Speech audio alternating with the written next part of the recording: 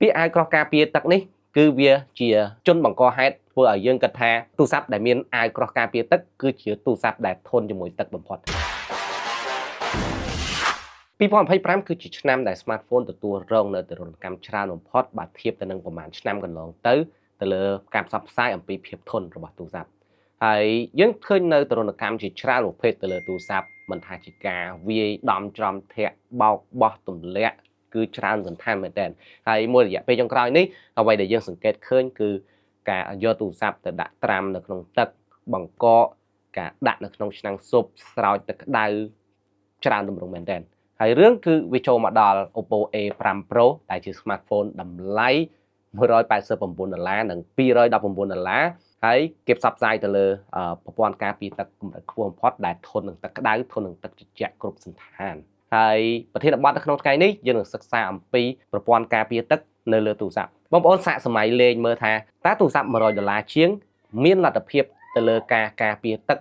លើសពី smartphone ដែលមានតម្លៃ$1000ឬក៏អត់ចម្លើយគឺថាបងប្អូនប្រកាសជាមិនទុកចិត្តទេថា100អាចធ្វើបានដូច1000ព្រោះ1000ប្រកាសជាចំណាយច្រើនជាងដើម្បីទទួលបាននូវសមត្ថភាពកាន់តែខ្ពស់ជាងប៉ុន្តែមានចំណុចមួយបើសិនបើបងប្អូនយល់ស្របជាមួយនឹងគំនិតដែលខ្ញុំនិយាយថាទូរស័ព្ទនីមួយៗគឺផលិតឡើងនៅក្នុងគោលដៅផ្សេងគ្នាសម្រាប់អ្នកប្រើប្រាស់ផ្សេងគ្នាអញ្ចឹងហើយភាពខ្លាំងរបស់ទូរស័ព្ទវាអាចនឹងខុសគ្នាបើសិនជាយើងចំណាយលុយ$1000យើងនឹងទទួលបាននៅភាពខ្លាំងជាច្រើនចំណុចប៉ុន្តែនៅពេលដែលយើងបន្ថយវានៅសល់ត្រឹម$200ភាពខ្លាំងមួយចំនួននឹងត្រូវបានបាត់បង់ប៉ុន្តែគេអាចរក្សានៅភាពខ្លាំងផ្នែកណាមួយដើម្បីឲ្យអ្នកប្រើកម្រិត$200ហ្នឹងគឺគាត់អាចប្រើទៅតាមស្ថានភាពដែលគាត់ប្រើជាក់ស្ដែងប្រចាំថ្ងៃឥឡូវអត់និយាយអីច្រើនទេគឺយើងនិយាយអំពីប្រព័ន្ធការពារទឹកនិងធូលី IP69 នៅលើទូរស័ព្ទនេះវិញខ្ញុំជឿថាបងប្អូនប្រហែលជាធ្លាប់ឮពាក្យដែលគេផ្សព្វផ្សាយថាអាវក្រោះការពារទឹកអាវក្រោះការពារទឹកអញ្ចឹងពាក្យអាវក្រោះការពារទឹកនេះគឺវាជាជនបង្កហេតុធ្វើឲ្យយើងគិតថាទូរស័ព្ទដែលមានអាវក្រោះការពារទឹកគឺជាទូរស័ព្ទដែលធន់ជាមួយទឹកបំផុតប៉ុន្តែយើងអត់បានដឹងថានៅក្នុងចំណោមអាវក្រោះការពារទឹកទាំងអស់ហ្នឹងគឺវាមានកម្រិតរបស់វាទូរស័ព្ទខ្លះបំពាក់ត្រឹមតែអាវភ្លៀងបំពាក់ត្រឹមតែអាវក្រៅដែលអាចការពារកម្ដៅការពារសំណើមបានទេប៉ុន្តែគេនៅតែប្រើប្រាស់ពាក្យថាអាវក្រោះការពារទឹកដើម្បីធ្វើជា marketing បោកបញ្ឆោតយើងឲ្យជឿជាក់ទៅលើផលិតផលបើសិនជានិយាយពីពាក្យថា IP មកពីពាក្យថា Ingress Protection ដែលមានន័យថាការការពារទៅលើការជ្រៀតចូលហើយនៅក្នុងហ្នឹងមានលេខចំនួន2ខ្ទង់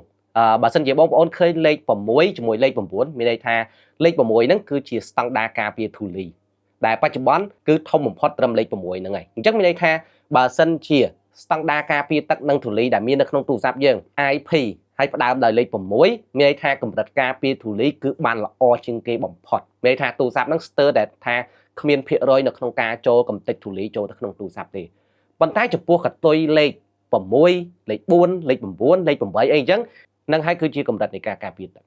អញ្ចឹងហើយបងប្អូនមួយចំនួនគាត់ថា64និង69នៅក្បែរគ្នាទេអញ្ចឹងវាអត់សូវខុសគ្នាទេឧទាហរណ៍ថាយើងរៀនអញ្ចឹង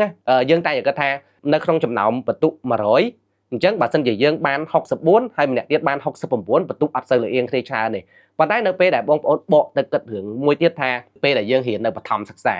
នៅសាលាបឋមជាធម្មតាបន្ទុកមានតែ10ទេអត់មានដល់100ទេអញ្ចឹងអ្នកដែលបានបន្ទុក9ជាមួយអ្នកបានបន្ទុក6ឬក៏បានបន្ទុក4ណាគឺអត់ដូចគ្នាគឺលៀងគ្នាឆ្ងាយមែនតើនៅក្នុងចំណោម10បន្ទុក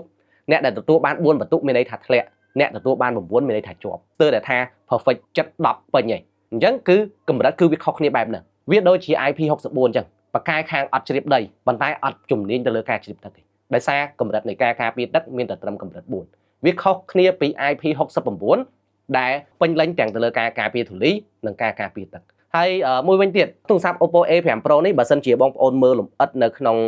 គេហទំព័ររបស់ Oppo បងប្អូននឹងឃើញថាទូរស័ព្ទមួយហ្នឹងគឺឆ្លងកាត់ស្តង់ដារអន្តរជាតិ IEC 60529ទៅលើប្រព័ន្ធការពារទឹកនិងធូលីដីកម្រិត IP66 68និង69និយាយរួមទៅរឿងគឺវាអញ្ចេះទេស្តង់ដារការពារទឹកនិងធូលីនៅក្នុងពេលបច្ចុប្បន្នបើនិយាយពីទឹកគឺគេបែងចែក3ផ្សេងគ្នាគឺទឹកសាច់ទឹកជ្រៅនិងទឹកក្តៅទឹកសាច់គឺធំបំផុតត្រឹម IP66 ហើយទឹកជ្រៅគឺមាន67 68ចំណែកទឹកក្តៅគឺ69អញ្ចឹងបើសិនជាជាប់តែទៅលើ IP69 មិនទាន់មានន័យថាវាធន់ជាមួយនឹងទឹកដែលមានជម្រៅលើសពី1ម៉ែត្រកន្លះទេប៉ុន្តែនៅពេលដែលវាជាប់ទាំង68ផង69ផងមានន័យថា វាអាចធន់ជាមួយនឹងជម្រៅទឹកលើសពី1ម៉ែត្រកន្លះហើយធន់ជាមួយនឹងសីតុណ្ហភាពទឹកចាប់ពី80អង្សាសេដែរហើយមួយទៀត IP66 គឺការពារទៅលើទឹកសាបមានន័យថាលេខ6នៅកតុយហ្នឹងគឺកម្រិតនៃការសាចទឹកបាញ់ទឹកខ្លាំងជាងគេបំផុតអញ្ចឹងមានន័យថាស្តង់ដារការពារនៅលើ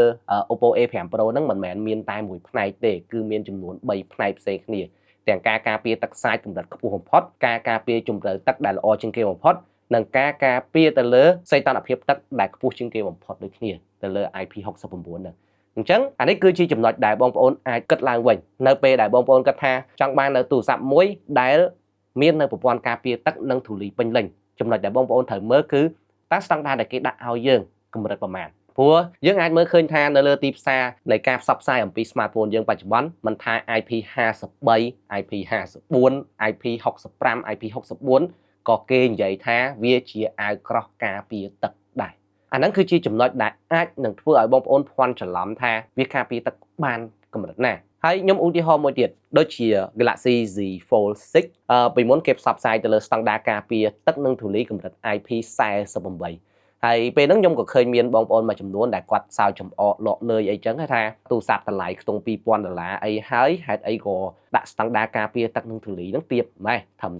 48ទូរស័ព្ទដែលមានតម្លៃ100ជាង200-300អីអញ្ចឹងយ៉ាងហោចណាស់ក៏គេប្រើដល់50ជាងដែរ53 54អីចឹងនិយាយរួមមិនចេះទេគឺដោយសារតែគាត់អត់យល់គាត់តែងតែគិតថាលេខ2ហ្នឹងគឺផ្គួបចូលគ្នាប៉ុន្តែតាមពិតទៅគឺលេខ4ជាមួយលេខ8គឺកម្រិតផ្សេងគ្នាលេខ4គឺជាកម្រិតការពារធូលីលេខ8គឺជាកម្រិតការពារទឹកឥឡូវឧទាហរណ៍ថាយើងធៀបចុះ IP65 ជាមួយ IP48 អញ្ចឹងគឺវាខុសគ្នាត្រង់ថា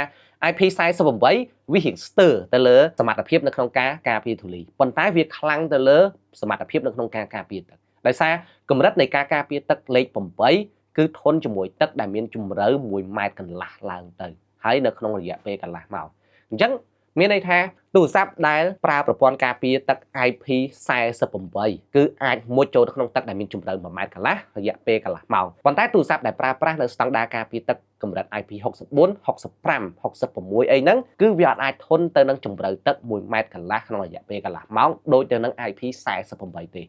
ប៉ុន្តែបើសិនជាបកទៅនិយាយទៅលើកម្រិតនៃការការពារធូលីវិញគឺមានន័យថា IP53 IP54 IP64 65គឺវាខ្លាំងជាង IP48 ដោយសារលេខ4ជាមួយនឹងលេខ5លេខ6ហ្នឹងគឺវាខុសគ្នាអញ្ចឹងមានន័យថាយើងត្រូវចែកឲ្យដាច់ថាមួយណាជាកម្រិតការការពារទឹកមួយណាជាកម្រិតនៃការការពារធូលីកុំឲ្យយល់ច្រឡំហើយស្របពេលដែលកំឡុងខែ4នេះគឺចាប់ដើមដល់រដូវកាលចូលឆ្នាំខ្មែរទៅអ្នកខ្លះទៅលេងបាចទឹកជះទឹកលោតទឹកលេងទឹកអីចឹងទៅអញ្ចឹងបងប្អូនមួយចំនួនដែលគិតថាចង់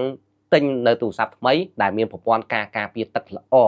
បងប្អូនអាចមើលទៅលើកតុយលេខរបស់ IP បើសិនជាយើងប្រើទៅលើទឹកសាច់ធម្មតា IP65 ឬក៏66គឺអូខេហើយប៉ុន្តែបើសិនជាបងប្អូនគិតថាចង់ឲ្យសុវត្ថិភាពទុកចិត្តសម្រាប់ខ្លួនឯងអាចប្រើចាប់ពី67 68ឬក៏69ហ្នឹងអញ្ចឹងគឺវាប្រសើរជាងគេបំផុតហើយឬក៏មួយទៀតការការពារទឹក IPX7 IPX8 IPX9 ក៏ដោយក៏វាការពារទឹកល្អដែរប៉ុន្តែពេលចូលឆ្នាំវាចង្រៃត្រង់ថាមិនមែនមានទឹកទេគឺមានម្សៅមួយទៀតអញ្ចឹងហើយបើសិនជាមានការការពារធូលីខ្លាំងផងការការពារទឹកខ្លាំងផងអាហ្នឹងគឺវាគួបផ្សំគ្នាបានល្អគឺវាការពារបានទាំងម្សៅការពារបានទាំងទឹកតែម្ដងរួមផ្សំគ្នាអញ្ចឹងហើយប្រើ68 69ឬក៏67អីហ្នឹងគឺ ready រួចរាល់តែម្ដងអញ្ចឹងនៅពេលដែលបងប្អូន